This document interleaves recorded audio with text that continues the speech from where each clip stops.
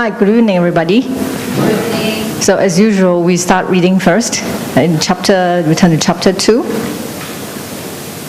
in your book. I think it's page 5.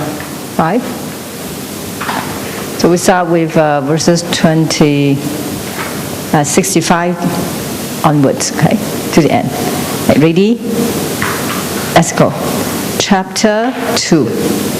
Interacting with others away from home. Older siblings should love and care for the younger ones. Younger siblings should love and respect the older ones. Getting along well with one's siblings is a sign of respecting one's parents and caring that they are happy. When siblings value family ties more than possessions, resentment will not arise. When siblings are careful with their words, feelings of anger naturally dissolve. When drinking, eating, walking, or sitting, let the elders do so first. Younger ones follow. When an elder is asking for someone, find that person right away. If we cannot find that person, we should immediately report back and ask if we can help instead. When addressing elders, do not call them by their first name. When in the presence of an elder, do not show off. When meeting elders whom we know, greet them promptly and respectfully. If they do not greet us in return, respectfully stand aside.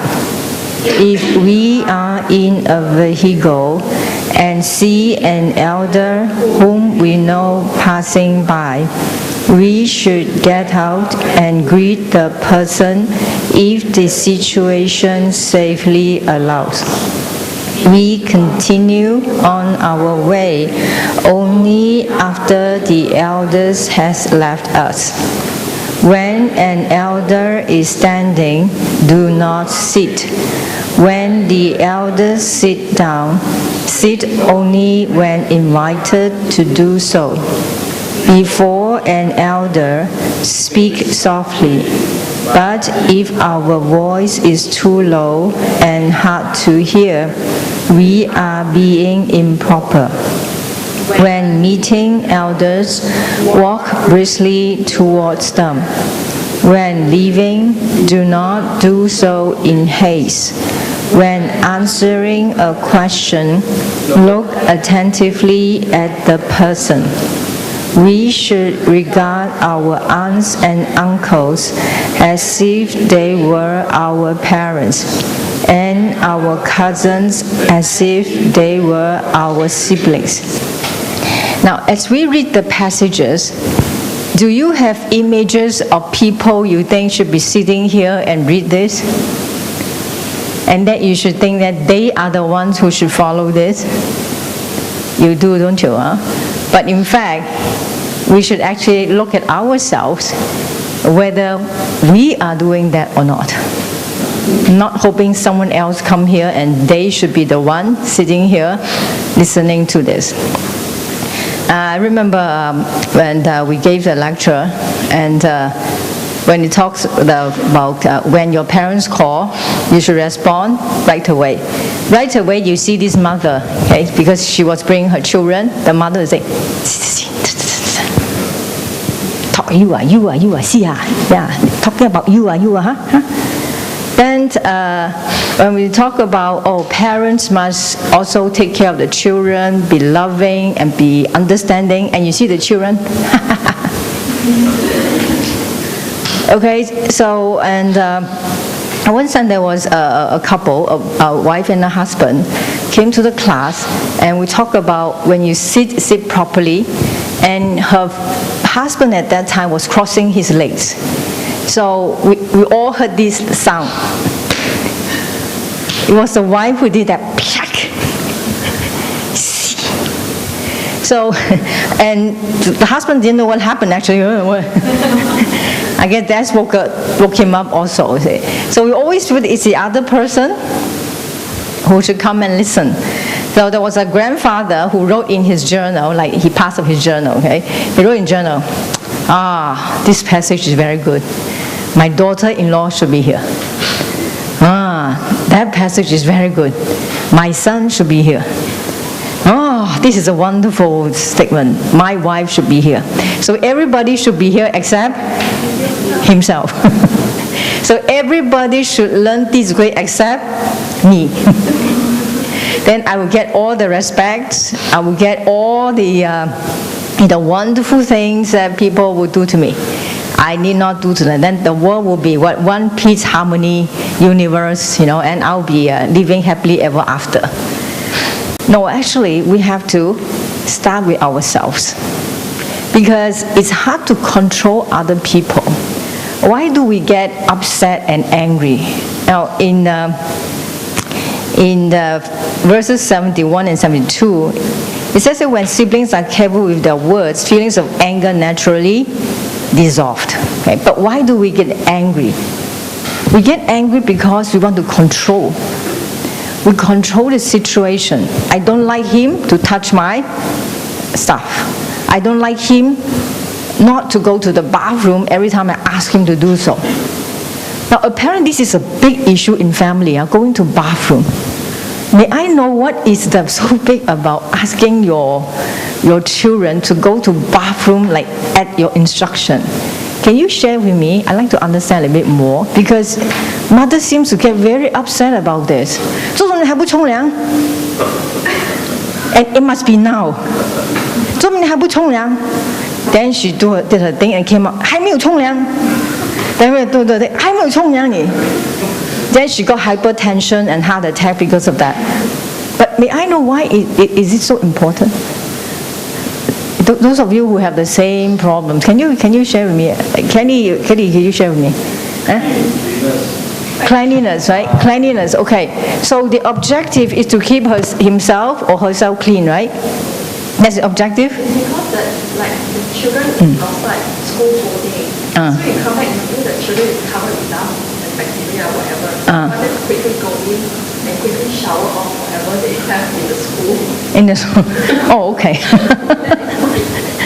That is your concern, isn't it? So you got to explain to them, like your mom is a little bit worried about your health because you came back from school, you're covered with bacteria. Of course, you can't see what bacteria.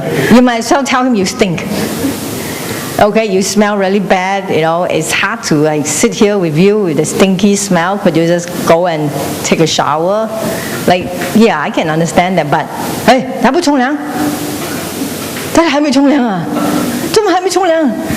this 冲凉 thing go on and on and on, and must be very very tension, very stressful, isn't it?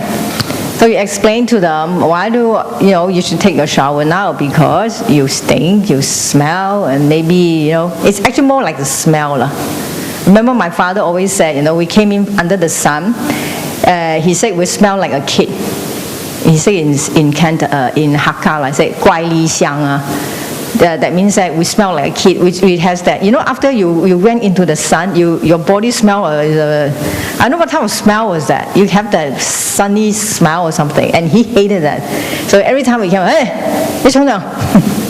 but of course we were very obedient. So we quickly went and take shower. But okay, let's say now, okay, you got to explain to your kid why do you expect them to take shower, after they came home or after they had sweat, okay, because it is good for their health. Right? Then let them be, okay, because you know why? It's their body, it's their life, okay. Now don't get a heart attack because of showering, okay. It's not very good for you, right? And our children, now you also have to think, okay, would you like to give your mother heart attack just because you refuse to go and take a shower when you ought to? It's also not worth it, isn't it? So how would you like to put in the epitaph? Epitaph? You know, when we pass away, we put a tombstone on your grave. Now, Westerners will put down some wordings, okay, on the tombstone to tell the world what this person has done. Okay? It's more like a eulogy. Okay? So how would you like to put, on the eulogy, on the epitaph, they say, well, my mother got a heart attack because I refused to go and take a bath. Now you'll be 千古罪人. You know what is 千古罪人? For sinner for thousands and thousands of ages to come. Okay? So why not? I mean, after all, mother was thinking about for our good. Okay?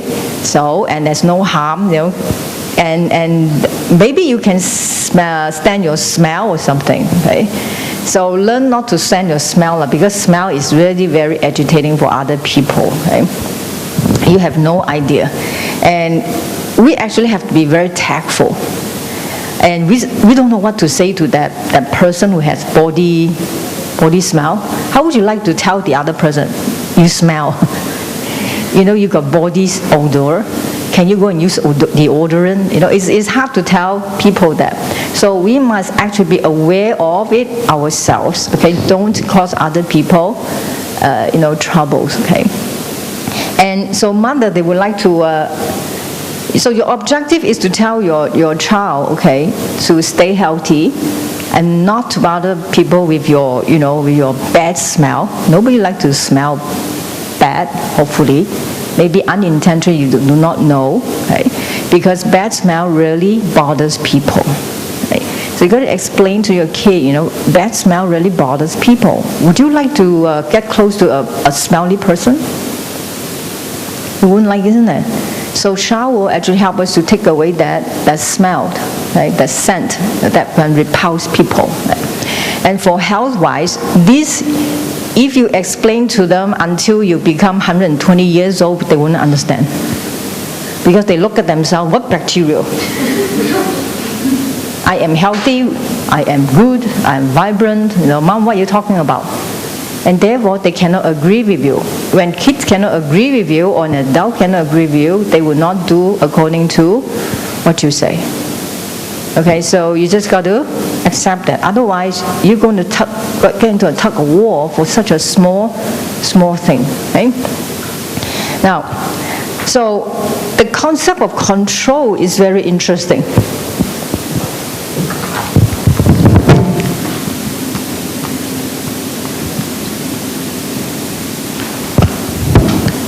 Now, very often we think that we can control the events of things. Okay?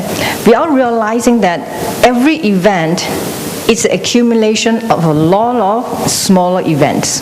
Okay? So if you try to control any one point of the event, you can get disappointed and you can get very angry.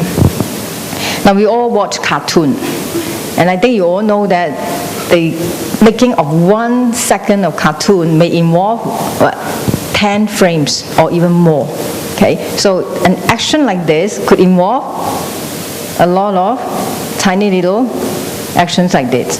But when we flip it really fast, it looks like this. But actually, every page looks like this. Okay, every point. They are points in a continuum.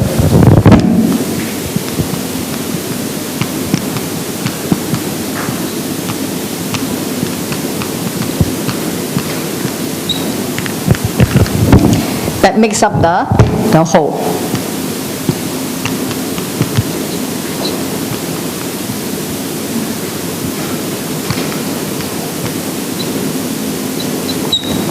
So what we see have a totality,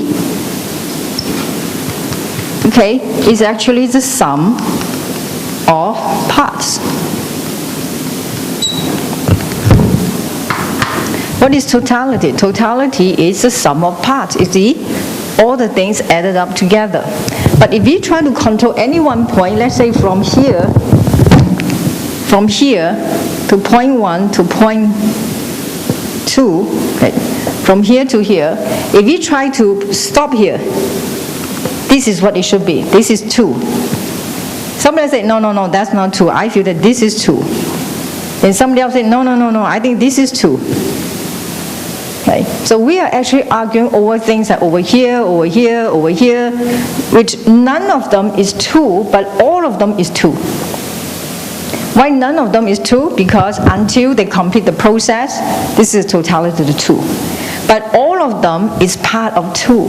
So everyone contains certain truth to what they're talking about. So without all these little tools, there won't be the end, the big two.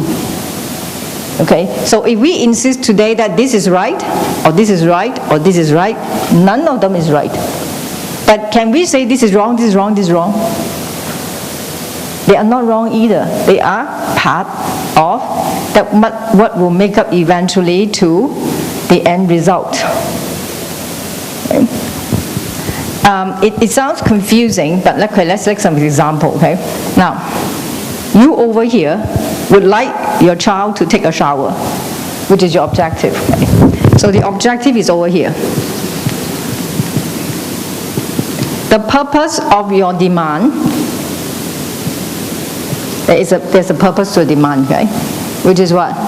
Okay, stay healthy. To stay healthy. Okay.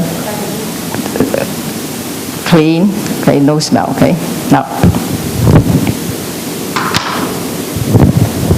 over here, you want it from here right to here, right away, okay?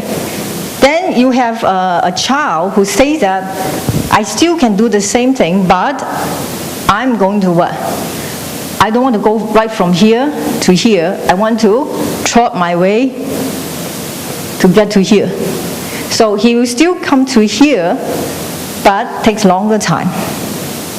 Okay?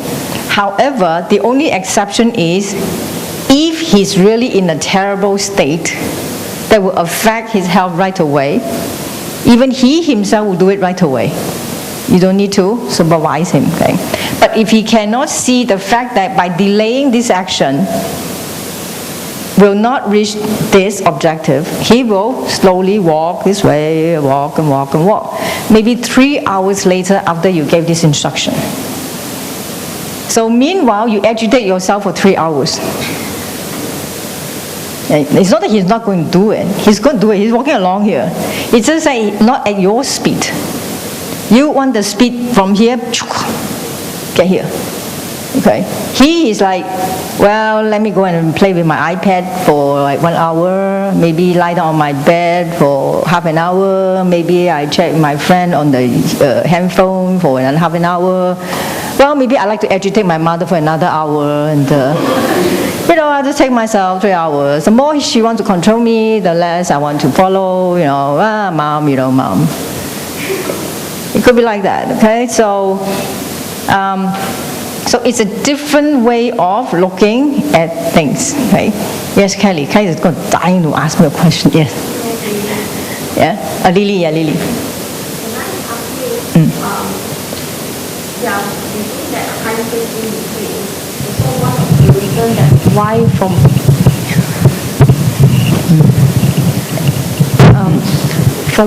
point 1 to point 2, we want them to do it. Instead, there are so many points in between, so that it won't become a habit along the way when they grow up.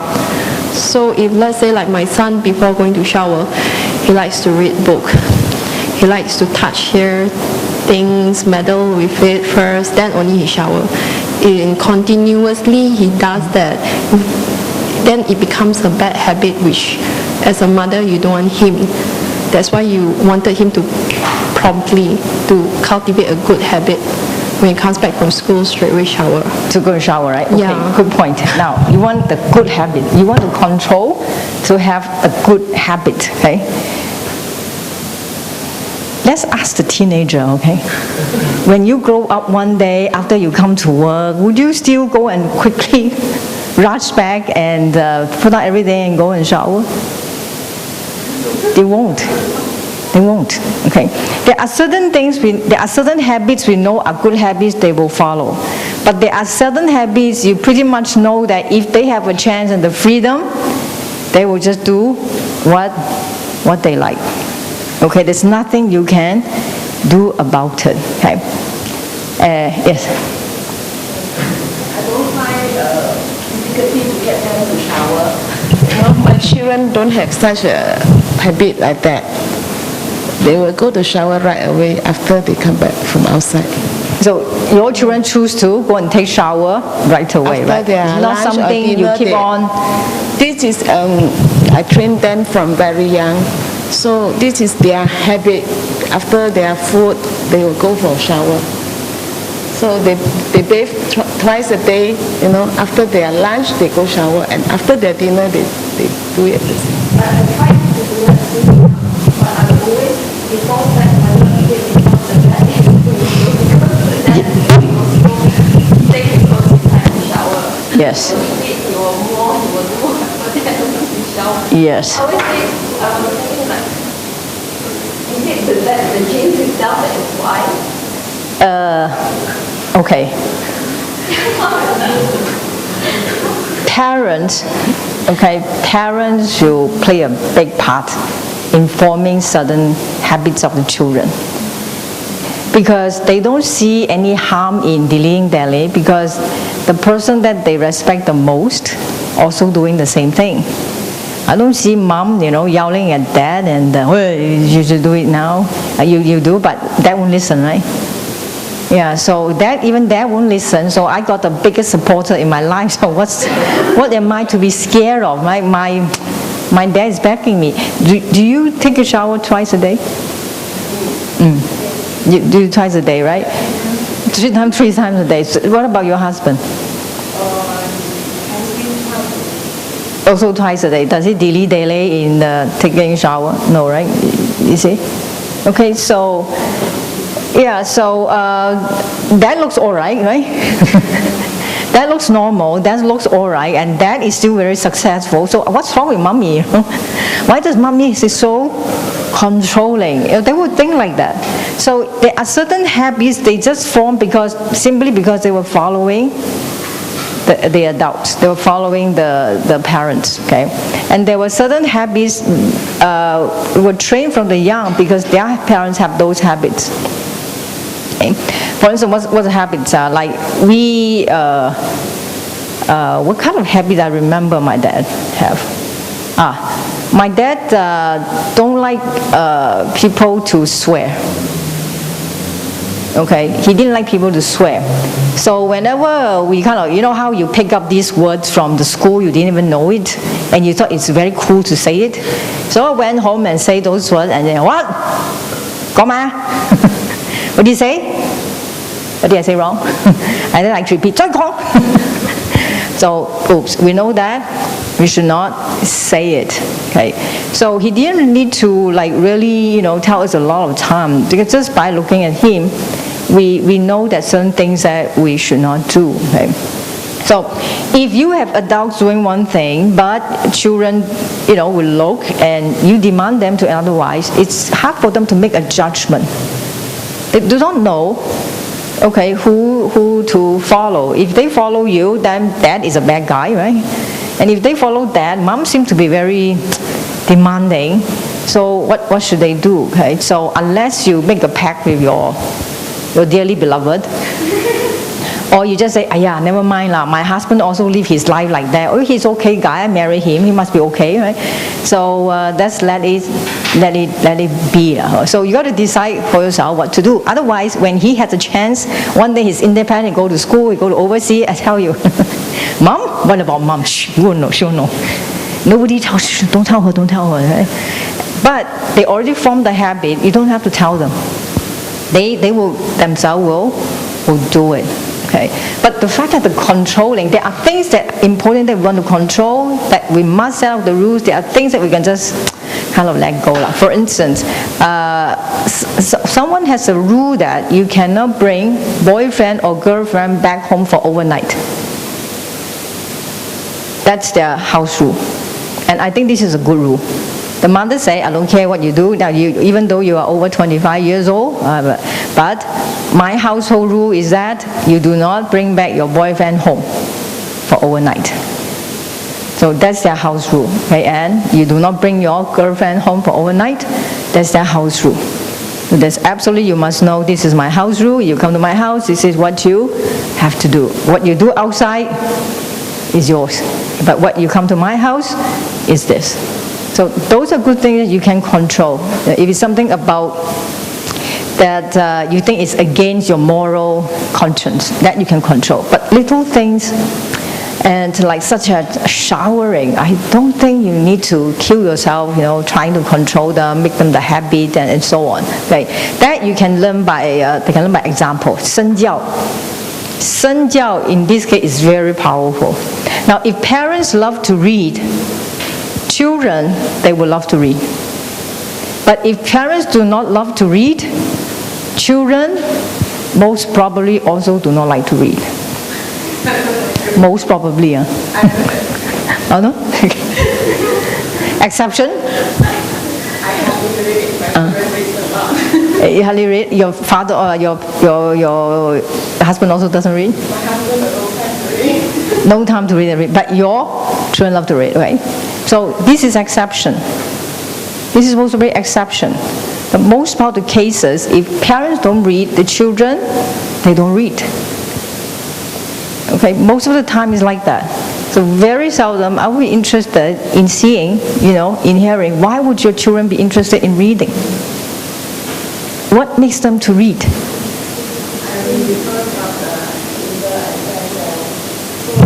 When I send them to the kinder, every morning they have to go early by about half an hour. So when they reach there, the teacher make them read before the class.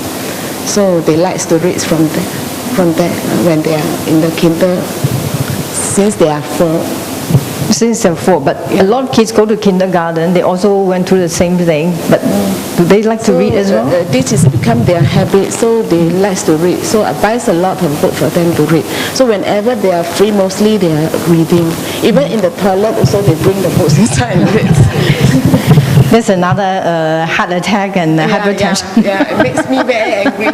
They hide the book behind the door. So accidentally I will read the book,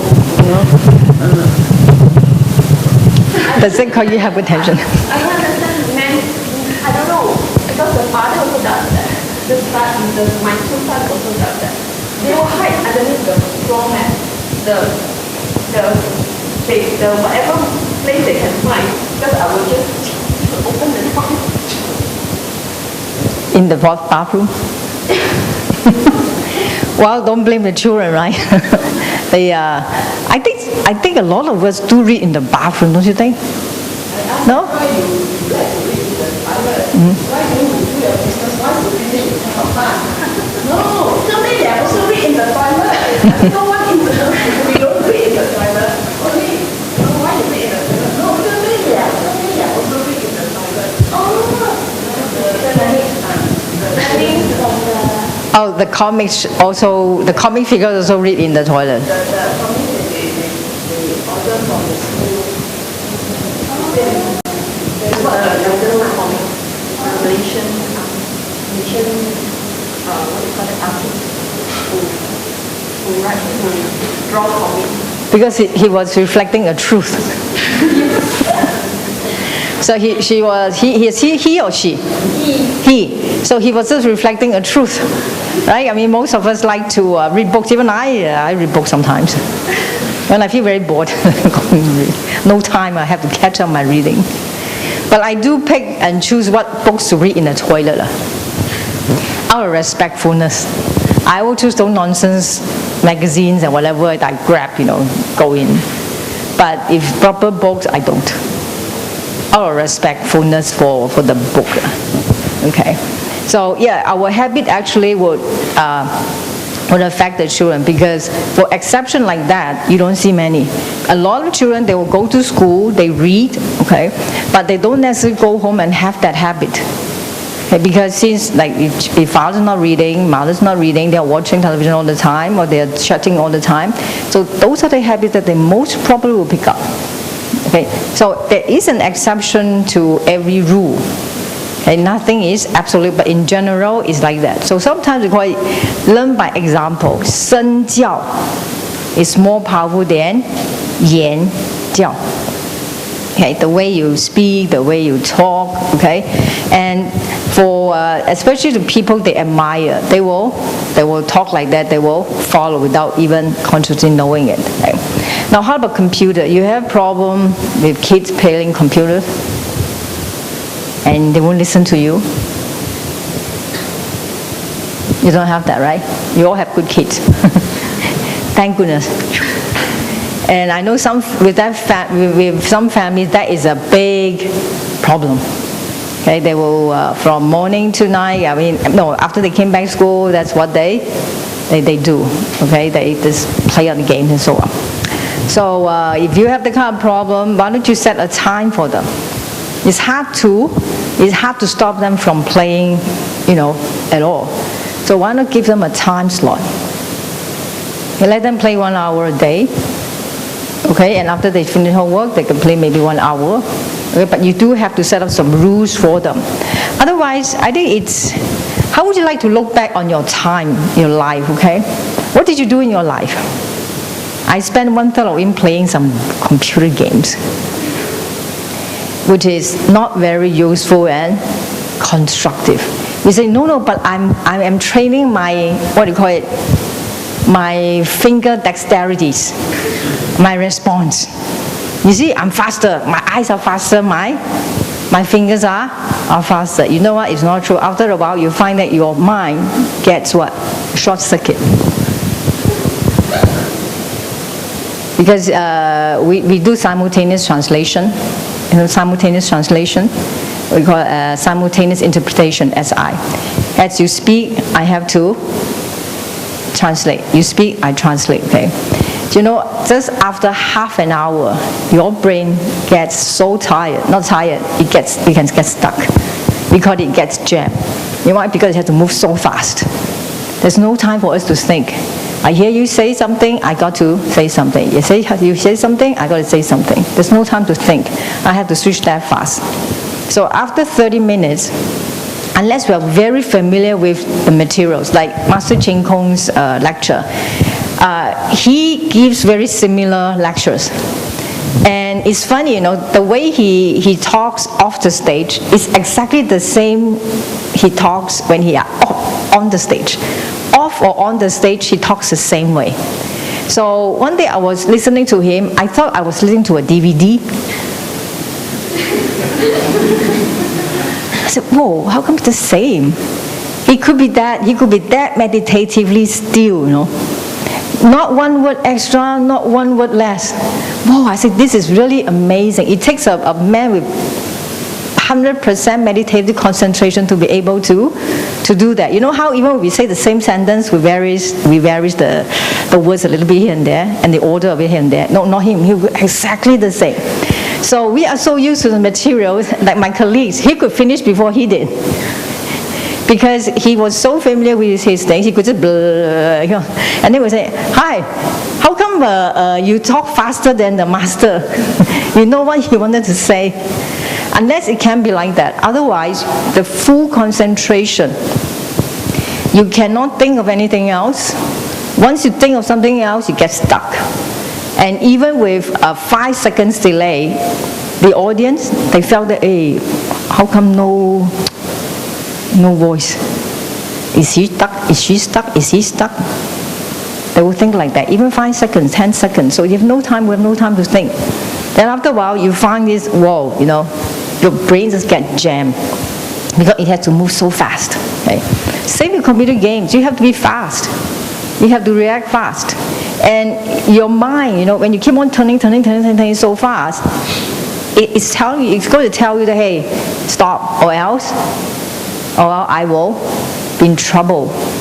Okay, try yourself, go and turn, keep on turning. Okay, you get dizzy and then eventually you will collapse. Same with our brain. Right? And you are pre-using your brain ability, your brain power. Okay, you are using it too early, to let the cells, what we call attrition, too early. So take care of your brain. That is the most valuable asset you have. Okay, without the brain, the body is useless. So your brain is the only thing you have that allow you to be intelligent. Okay, to be able to hear, to see, to eat, to do everything. Okay? Don't lose it. And I heard that, I don't know whether it's true or not, the brain cell is the only cells in our body that once it reaches maturity, and when it dies, it cannot regenerate itself. All the other parts, the cells can regenerate, but not our brain cells. You have so many brain cells develop.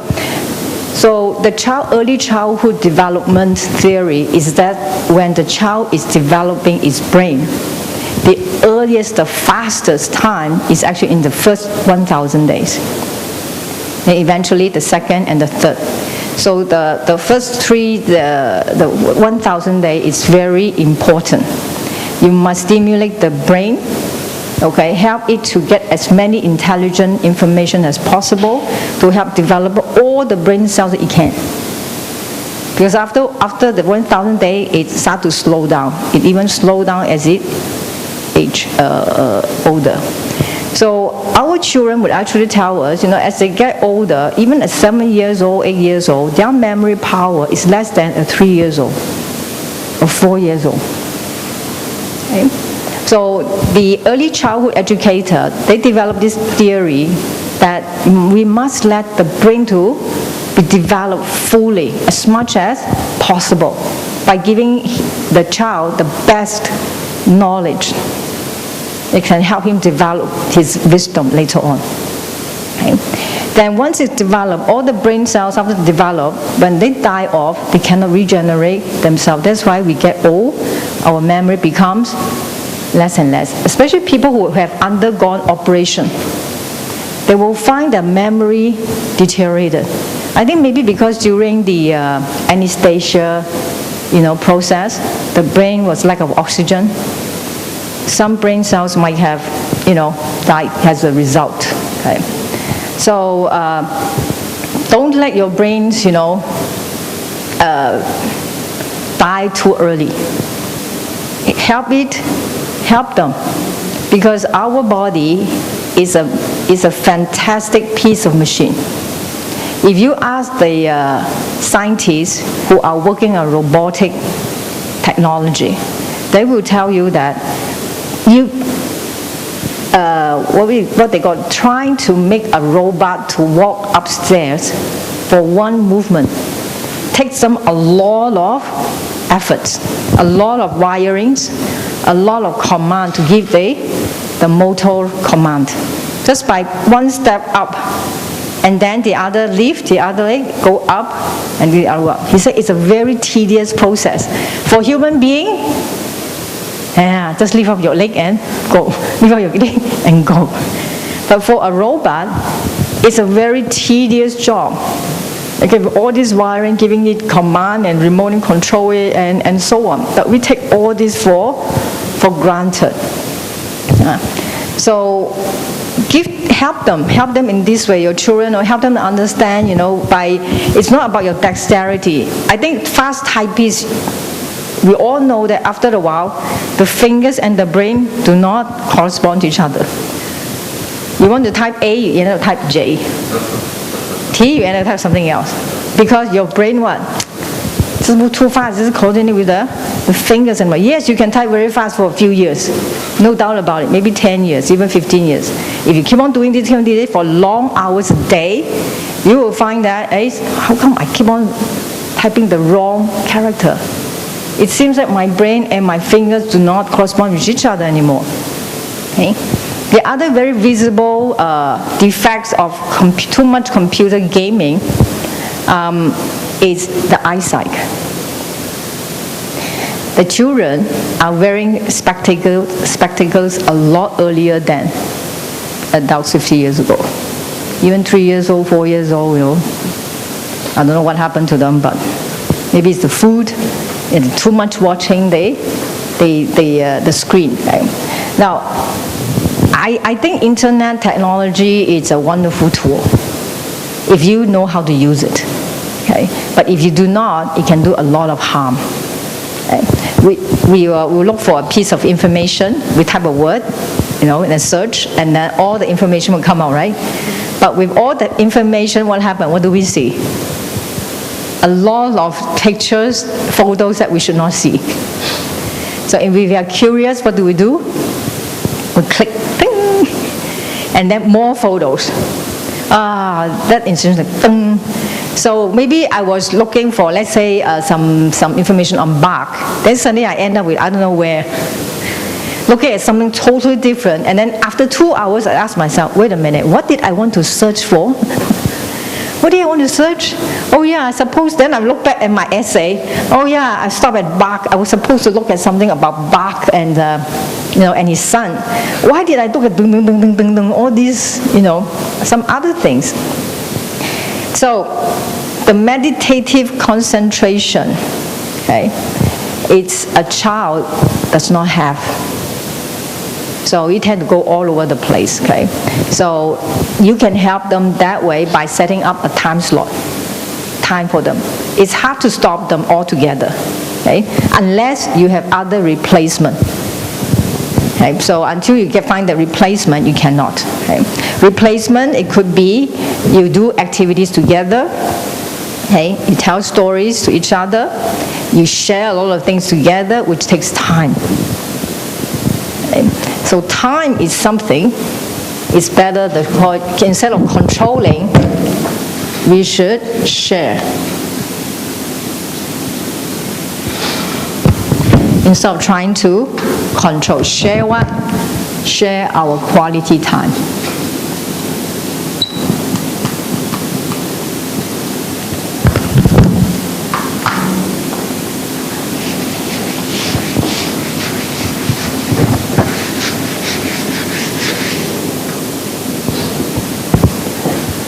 Now we can share with each other about the quality time, to talk about, the stories that we have heard, the good things that we have heard, or some of the bad things that they don't understand, or you can prompt them with some questions, we make the life and then interesting, okay? Instead of asking, like, you try to be nice, okay, you try to get into their world, okay? So you go there and ask them, so what are you playing? So what are you playing? So they say something. What is so interesting about this game?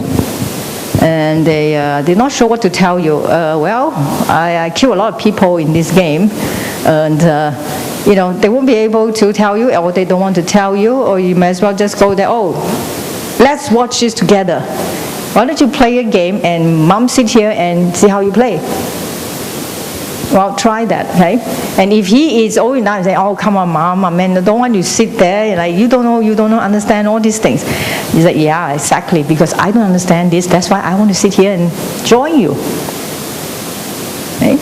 Now, I find one of the ways that I get close to my nephew, he was the only child, right? They were living in another country. Both parents were very busy. But the only way I can communicate with him, by the way, he had 2 notebooks. He would one here and then one do homework, the other one gaming. He's very good, very smart boy. So I know the only way to get him off the notebooks is to play Scrabble with him. He loves Scrabble. I don't know why, but he loves Scrabble.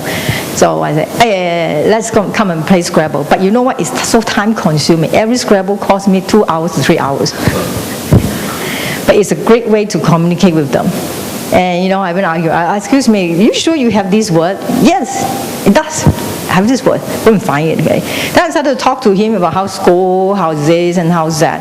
So I find that if we play Scrabble, he will take his mind off those funny things that he was, reading from the computer. And from there, I started to talk to him.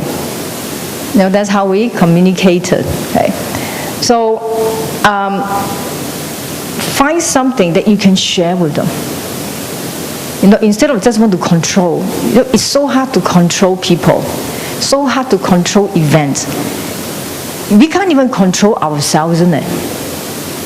Can we control ourselves totally? I also know that I have to get to a place earlier, but I just somehow delay, Go back, the first thing I do, check, do I have any messages in iPhone? No.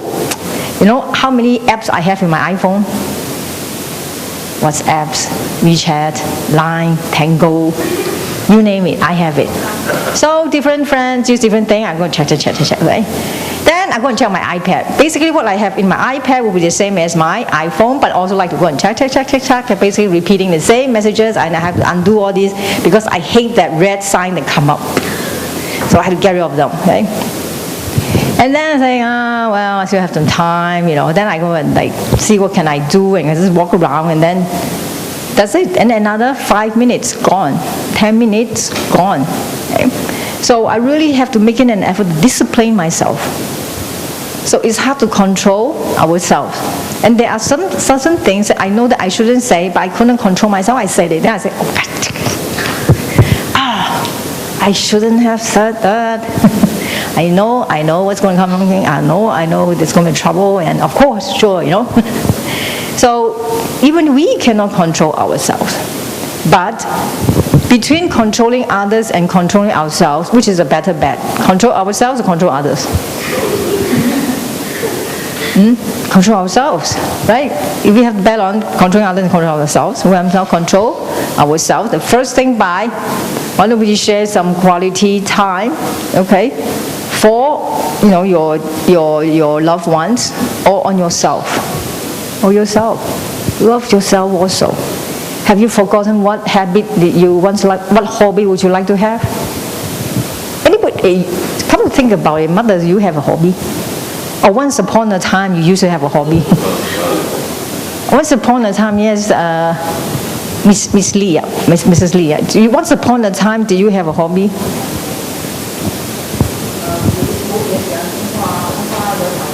你画画嘛种花，你现在还有种花吗？还有 very good, keep up, that very therapeutic. Planting is very therapeutic. That's something you can control how it grows, right? How it's going to look like. Yeah, that you can do some sort of controlling, right? Which is good, right? Anybody else? Once upon a time you have a hobby, or you still have the hobby? You know why I say once upon a time? Why did I say once upon a time? Such a long time. So after you marry, what happened? And have children, you have no time, huh? And I find that ladies, before you get married, your voice tends to be softer, isn't it? Huh? After you got married, your voice started what? Why? Because you are being trained every day. Remember the mother song? Remember, within 3 minutes, talk about 100 things. Those are the things you kept on happening, right? And then in the end, you say, I told you so, I told you so, I told you so. Why? Because I'm your mom. You do that. So once upon a time, remember, you were the very graceful lady who has a hobby, who likes to do something you like. That now, no more. And that's why you feel very agitated, isn't it? There is nothing you do that is for yourself. You feel, at least that's what you feel. Actually, everything you do is for yourself. Why? You want to have a good son. You want to have a very disciplined son. You want to have a good family. You want to have a very loving husband. You want this, you want that. It's still for yourself, really. You're not doing it really for other people. You want this, you want that, you want this, you want that, okay? So if you can turn around and say, what does he want?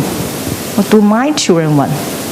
If my children want to go and indulge himself, now I cannot let him do that because he's going to get into trouble in the future. Okay? Now that is towards him, not I, like that, okay? So letting go of this, find back something that you like to do, Instead of control, go and do something like develop your hobby again. Something that you are interested in. But not imposing on others. Right? What did you use once you like to do? Do you remember that long time ago, before you become a very agitated, very irritating mother? Always say, you do this, you do that, why don't you listen to me? I hate you. But I won't say that because you're also my son. So instead of this, you remember the lovely ladies you once were, why don't you do something back, find back that your hobby that you like, right? Instead of controlling. And because if you have control and you don't do this, and this definitely will lead to what? Confrontation.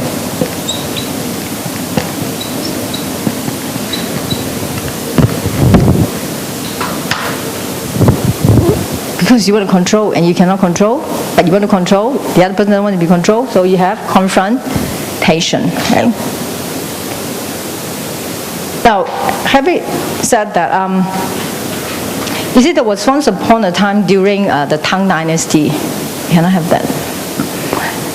There is a man called Zhang Gongyi during the Tang Dynasty. Now, Zhang Gongyi, he lives with 9 generations. His family, from the great-great-grand, father right to the great-grandchildren, they have these 9 generations living in the same household. So Tang Gaozong, the first emperor of the Tang Dynasty, so he was interested in finding out how he managed to have 9 generations of people living in the same household. So he summoned him and asked him, well, how do you do that? Oh, so he wrote this.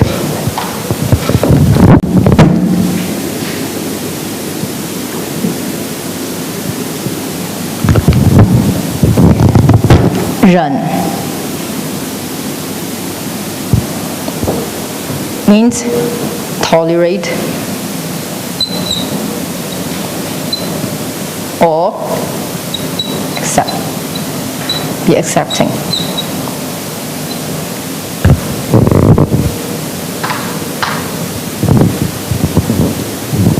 Okay, he wrote this 100 times and presented to the emperor.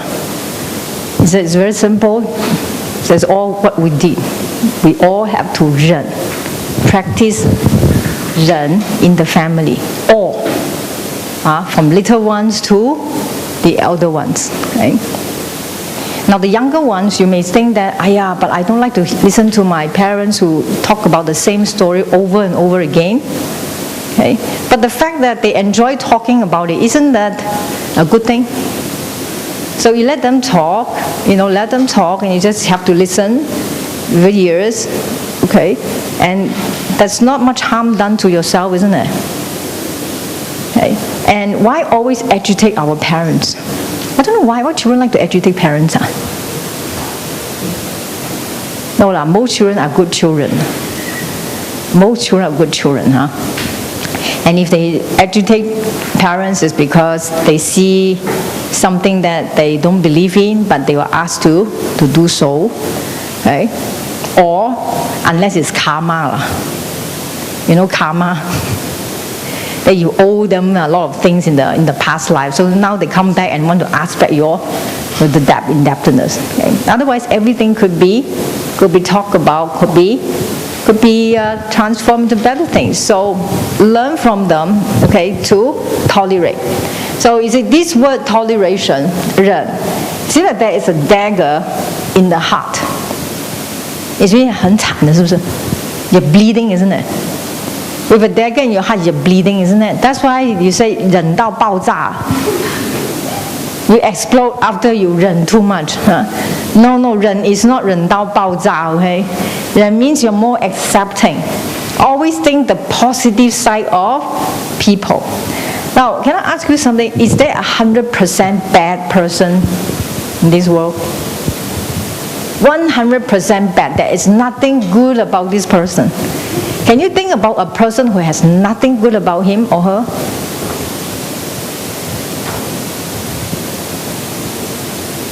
If you can, let's share your story. There is nothing good about this person. He's absolutely horrible. There is something nice about this person, isn't it? Okay. Is there 100% good person, He is 100% 100%的好人，一点缺失都没有的，有没有？哦，释迦牟尼佛啊，夫子。Yeah, unless you are Buddha, but as long as you appear as a human being, you are going to what we call 毁誉参半. Half of the people will like you, half of the people who don't like you. Okay, this is being human, what humans being like, right? Can you be liked by all people? You can, right? If you are liked by bad people, you should review yourself. All these evil people love you. So, so don't look at the person that's absolutely hopeless. whether they are our parents, whether if they are our children or our friends, not 100% are bad, or not 100% are good. Okay, there's certain good things about this person you can learn from and encourage them to do it. And there are certain things that are shortcomings about a good person which he or she can continue to work on it. Okay, so we look at the positive side. So he says, 公義百人. Also, he said, well, Your Majesty, I have no secret. The only word I have is 忍. So he used 100 忍. So from here, the idiom 百人成精. After 100 tolerations, you become as good as gold. The 百人成精. That's where it came from. Okay. Now, we mentioned that in the siblings, the important thing is to talk about the order of things. Right? Things have to have orders. The junior, the senior, okay, the elders, and the young.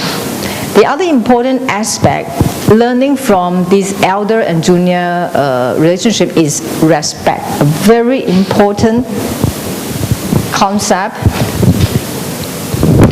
is respect. See, toleration without respect will lead to explosion. If you just tolerate without respecting that person, you build up all this anger inside. But if you can tolerate with respect, that's a different story. Okay? So the subsequent, there are a few things that we can learn from this chapter. How do we show our respect? For instance, drinking, eating, walking, or sitting, let the elder do so first, the younger ones follow. Now, I'd like to share with you about sitting arrangement. Now, when we sit, okay, when we sit, if it's a square table, now this is a door. Right, this is a door. This is the most important seat over here. Okay, this is a sitting arrangement. So this is the most important seat, facing the door. Okay? Now, why is the most important seat facing the door instead of having the door at its back? Now, it came from actually the story, legendary story. When you invite someone, the guest comes into a strange environment, isn't it? It's your house, not his house. So in the older days, when a lord is being invited, they will not sit with the door behind them. Why? They could be assassinated. They could be killed. So in order to make them feel safe, you let them be able to look at the door so that he knows who is coming into the door. So it's a respect for him. So let him feel comfortable that he does not have his back towards the door. Now, how would you feel? You feel like against the wall is safer or against the door is safer? Wall, isn't it? That's why you say 篤背脊, 篤背脊. 咩叫做篤背脊? Let's stab at the back, right? You can't see who's at the back, then they stab you, okay? So, and in honor of the guest, and to respect the guest, we put the guest on, this face facing the door. This is the most important one, okay? Face the door. Now, for the Chinese, you got to differentiate that. The left side is the more respectable seat. Okay, now, why is the left side? The emperor sits at the north facing the south. In the olden days, he will sit in the north but facing the south. 坐北朝南. That's the emperor's seat. Okay. Teacher will east-west. So who sits in the east-west? Always the teacher and the student sit east-west. But the emperor sits in the north. All his superiors or the ministers sit in the south. So south facing north is a subordinate seat. North facing south is the emperor's seat. And you always use the emperor as a marking, which means that if he sits here, okay, he is the north. So wherever he sits, he is marking as the north. Okay, so north, south, east, west. So his east is his left. Understand? The east side is his left. I know women has a terrible sense of direction. Okay. Okay. Marking. North, south, right? So where is east? This side, right? This is east, this is the west, right? Okay. Now, turn back here. So this side would be my left-hand side.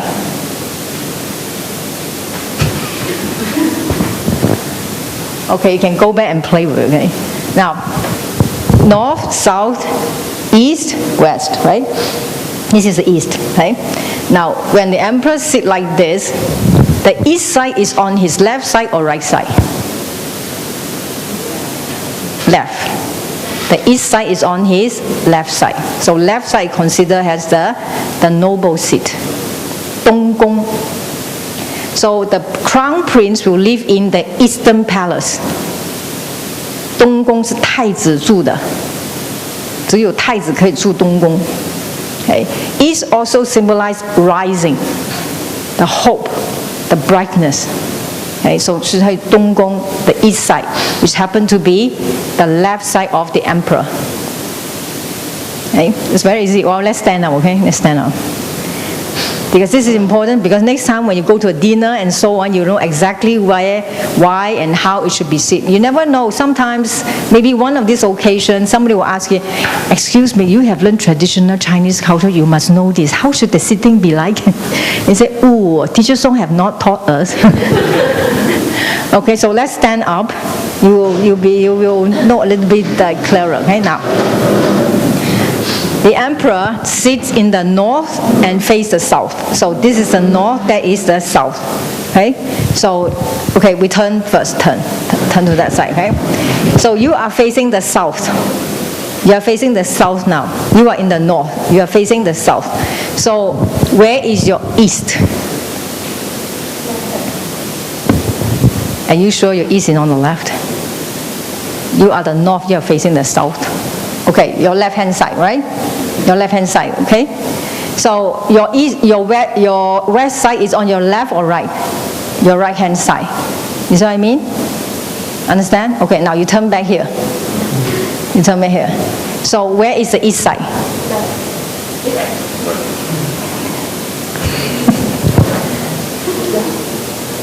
Where is your east side? Your right side. Yes. Okay, but when you sit like this, where is the east side? It's your left side. But when you see from the audience, it's on your right side. Okay? Okay, now sit. So when you go into a way place, a worshipping place, that's why they say, men sit on the east side. Stand on the east side. 男的站东单。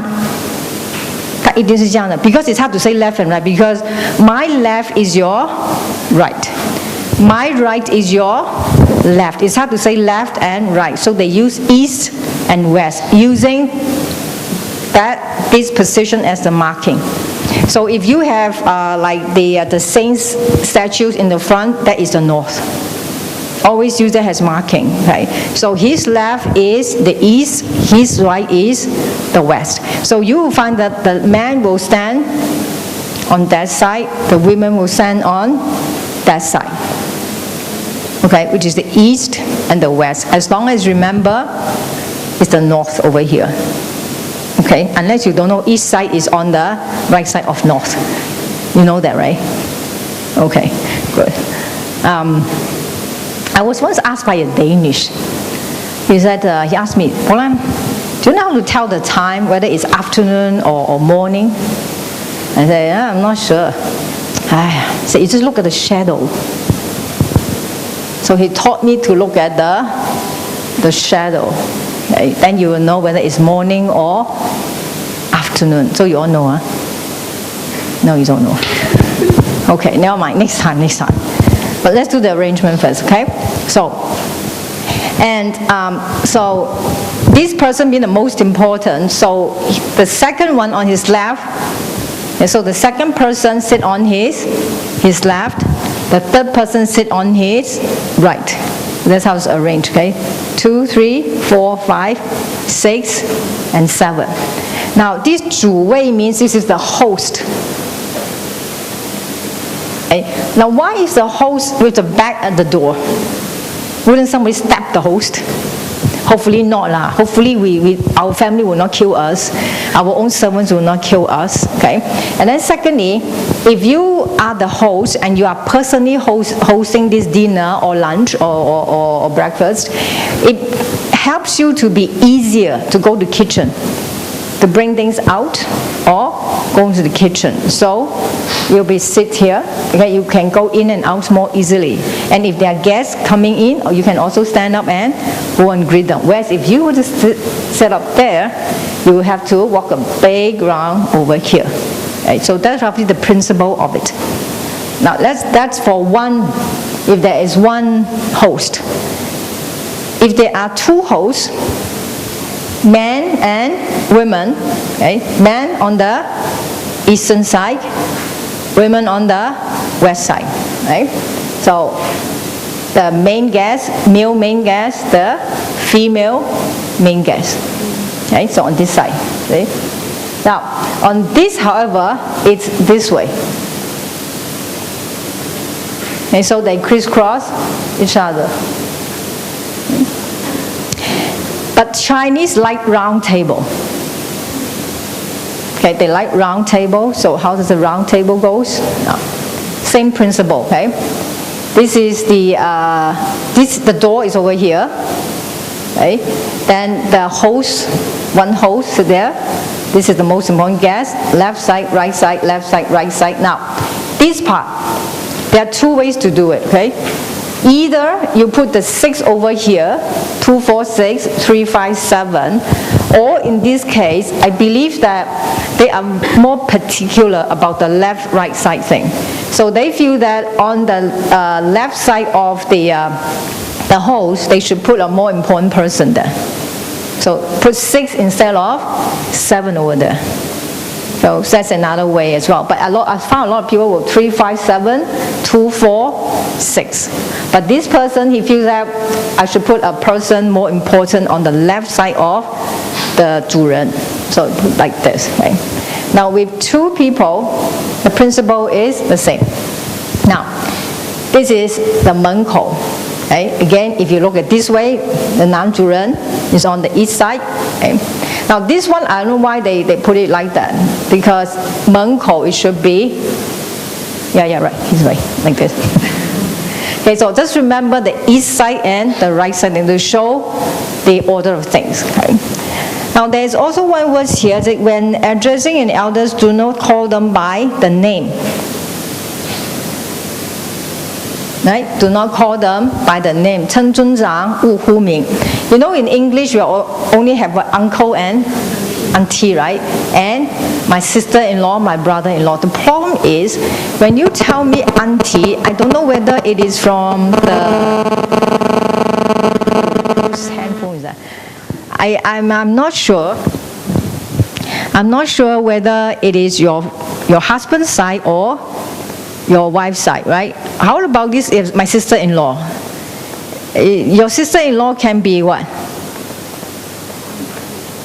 Your sister-in-law can be the wife of your brother or the wife of your wife's brother. Right? Right? So in Chinese, they have to make sure you know which family side are they from. Okay? I'm not going to show the complete chart. I'm going to show the most basic one. Otherwise, you're burning kepala. So unlike uncle, auntie, in-laws, and grandpa, grandma, then you settle the whole thing. Your whole world is like finished and you live happily. Now in Chinese, the Chinese world, okay, the respect, it will start from the family. Okay, so the highest one is, okay, we start from the mother's side first. This is the mom's side. Okay, now this is you. You're the mother. This is your husband. Okay, clear? This is you, this is your husband, right? Now, your side, your children will call them 外祖母, 外祖父, 外公,外婆。Then your sister, okay, will be called 阿姨媽。Then your sister's husband will call 姨丈。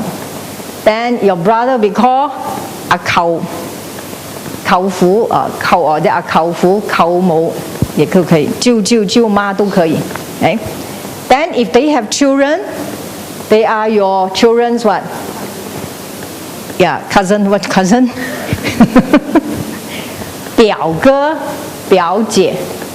OK， 阿表咧就響 mother side。So far so good。So mother side 舅父、姨媽、表哥、表姐、表妹、表弟、表多一啲細啊。So far OK 啊 ，OK 啊，阿姨 ，OK 啊 ，not just uncle auntie 哈 ，cousin。Okay. Now the father side, the husband side 祖父祖母、阿公阿婆阿公阿婆你，佢嘅阿姐咧就叫咩啊？阿姑媽佢嘅太太咧叫姑丈。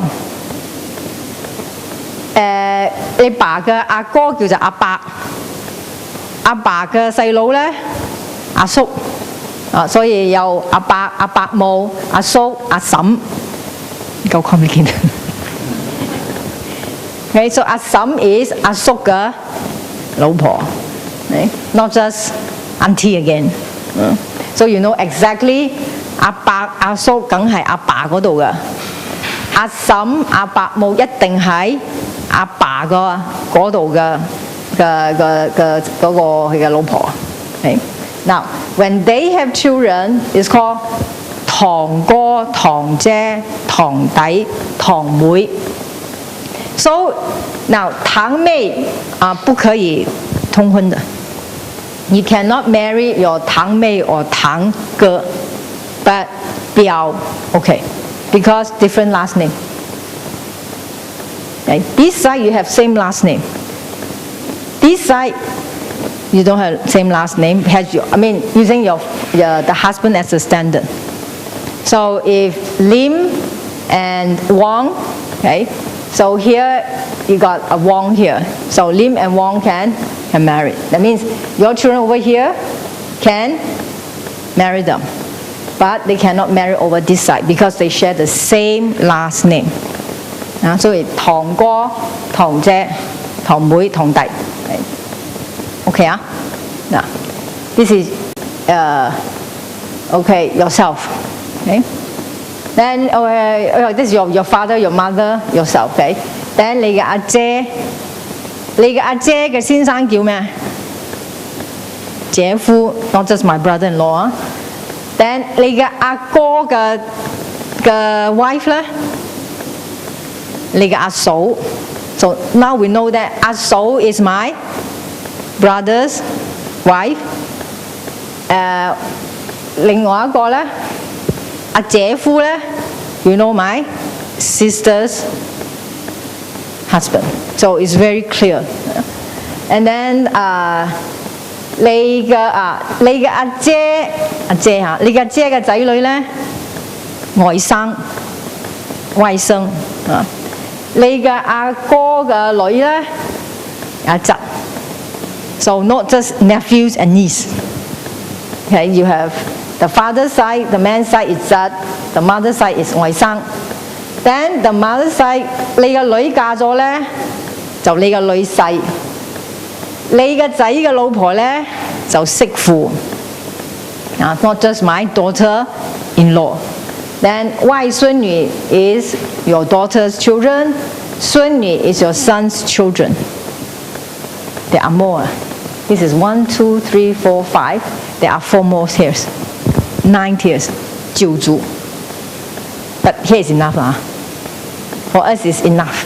So by the end of the course, we'll continue with another 4. 九族. Any question? So you will still prefer uncle, aunties, in-laws, cousins, nephews, and this is my niece. This is my nephew. So which side? So just as a knowledge, that's why in the Chinese tradition, they have respect for each and everyone in the family in terms of ranking. Okay. Now, as we continue, 83 to 84, when in the presence of an elder, do not show off. I think that is very important, which we have discussed already. Right? Because if we show off, then they won't teach us. There's nothing sadder if an experienced person will not teach us, because we can save so much time. We can save so much time learning from the experienced people, from learning from the elders. Okay? So we always have respect for them. Do not show off. I remember this kid's 26 years old. She always let other people know that she knows a lot of things. So this elder actually asked her, "You seem to know a lot of things, huh?" But he said it in a sarcastic way, but she thought it was a compliment. 你好像懂很多哦。I said, 没有啦，不懂很多啦，不过差不多 OK 啦。She didn't know that he was actually poking fun at her. Even though you know much more than the elders, it's good that you stay humble. Okay, because you never know. Okay, you never know that person has something that can teach you. Okay, with respect. And when we see an elders, greet them promptly and respectfully. We have some children who study here. One day I was coming out from the toilet, and they came out from the staircase. It was about from here to about the camera, okay? And then they look at me and say, 宋老师早上好 over there, okay? I said, 你来，你是不是有背弟子规的？是不是？ I said, do you, I'm sure you recite 弟子规 because they can recite, a book that's over like 10, 20 over 1,000 words. They can recite 1,080, okay? I said, 这里讲什么的？进必趋退必迟嘛，哈。That means you have to go to the elders, okay, and greet him, right, or her. 你有时候你站这么远，我要这么hi 你好。I said, this is very not polite fool. Okay, so come here. I do it again. So okay, I do it again. Oh, okay, so good, great, thank you. Okay. So 进必趋 that means go and fast. 退必迟 why 退必迟 why when we advance we have to fast? It shows that we like to. It's so good to see you. So we move forward fast. It's so good to see you. How are you? Okay. But as we retreat, we must retreat slowly to show that, oh boy, I've finished this already. Then I run away. But to retreat, that means out of respectfulness, actually I don't feel like, I feel bad to have to leave, but I do have to again show my respect to leave. Do you watch the old Malay black and white movie? I sometimes watch it. It's very interesting. They're very polite. When they say ampun tuanku beribu ampun, right? And so how they go up, and then as they retreat, did they ever? Oh no, they always have to retreat slowly. So you move faster than you retreat out of respect. Again, 进必趋退必迟. Okay. And if they do not greet us in return respectfully, stand aside. 长无言退恭立. Now we move forward, and then I will say, 某某你好. Then if they say nothing, if they don't say anything, we should say leave. Instead of, Master Jingong, how are you? I heard that you just came back from where? How are you doing now? What sutra are you talking about? Anyway, he didn't say a thing. You're just standing there. So when you hear that, you know that it's time for me to just retreat. Just say 告假，我先退下去了。Okay, instead of what bothering him with lots and lots of chatty things, we are actually wasting his time. Okay, so 长无言退恭立. And when we drive and we see, the elderly person or any person, it says here we stop. Now, don't stop during a traffic jam or in the middle of the road. I mean, otherwise, yes, of course, I'll see you, but I said like, wow, look at that, the car go bum, bum, bum, bum, bum, bum, bum, will knock against you one after another. So if it's safe, okay, you can stop your car and come off the car and then say, greet the elderly person. But I actually saw a Japanese do that. When I first saw this, I thought, who would do that? The Japanese actually did that. He stopped the car, he came out, and just to greet to his friend who was the owner of a public company. I was standing there, and he just came out, talked to him in Japanese, and then he went back to his car and then drove away. Okay. So yeah, they did do that. Okay. But so let's say you cannot actually stop your car, but it's safe enough for you to drive. You can roll down your window and just say, hi. It's okay to do that. Right? But if you're a driver, if it's not possible, don't do that, okay? You have handphone, then you have steering wheel, and then you have to roll down your car, and then we'll see the accident happen in front of us. And then he was doing 弟子规. He practiced 弟子规, but he got in an accident. No. Use your intelligence, okay? So, but the passengers, you can roll down your window, and on behalf of the driver, you can say hello, and that's it, okay? 骑下马乘下车过犹待百步余. That means when we send them away, even before they get into their car or leave, we close the door. That gives people an impression of what? You actually don't welcome them. So always wait until they leave, or until you cannot see them, then only you close the door, or you leave the scenery. Right? And these are all seems to be very, very small things, but if we practice them, it will show our children, the respect. Okay? When the elders stand, we do not sit. Right? It's really not very nice to look at a younger person sitting and the elder person standing. Right? So we should always sit only when asked to sit. Okay? So if you're an elder, once you sat down and you found out that the younger one still did not sit, try to ask him to sit down. Okay? Otherwise, you find you'll break your neck. And so你请坐. Okay? You can also do that. Okay? Now, if you are the younger ones, you found out that the elder ones forget to ask you to sit. What do? You don't just stand there, okay? You say, excuse me, may I sit down? Then, of course, you will say, yes, you may. Okay, otherwise, everybody has to look at you like that. Okay? For an elder, speak softly.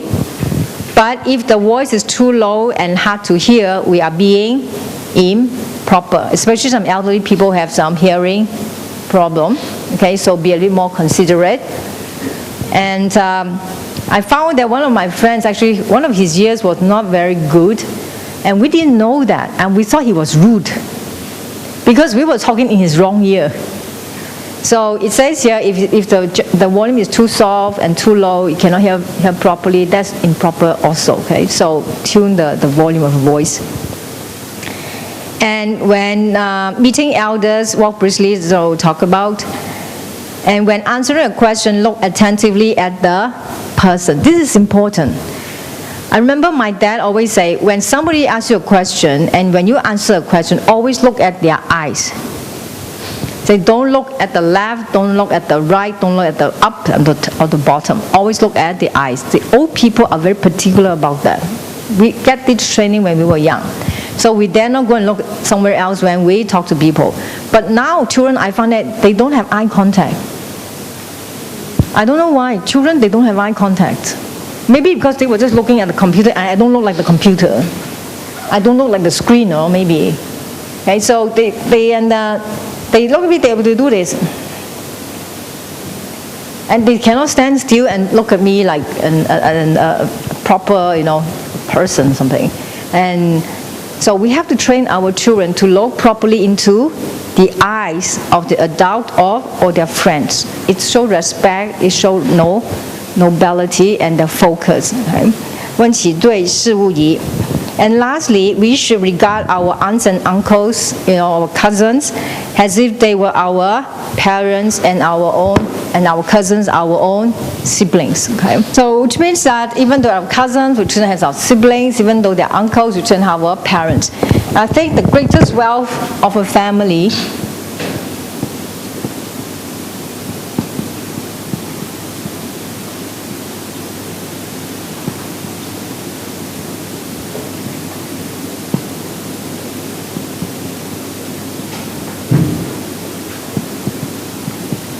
its members' love for each other.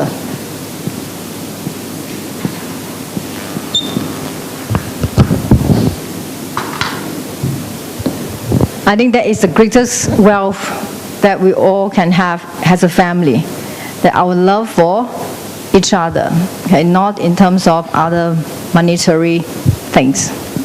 Okay. So with that, I'll end my session here. We'll see you next week. Okay? Have a good night. Okay? Thank you.